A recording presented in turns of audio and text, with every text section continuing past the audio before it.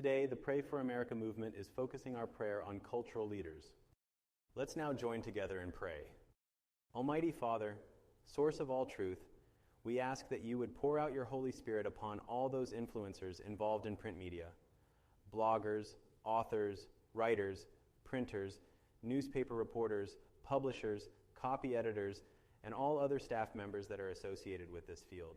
We pray that they would be cleansed of unrighteousness and would become instruments in your hand for the promotion of goodness, righteousness, and justice.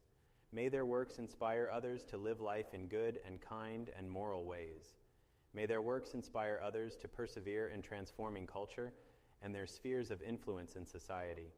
May they be inspired by your divine guidance, wisdom, and power. Fill them with your love and the fruit of the Holy Spirit, so that your character may be manifested in them and in their works.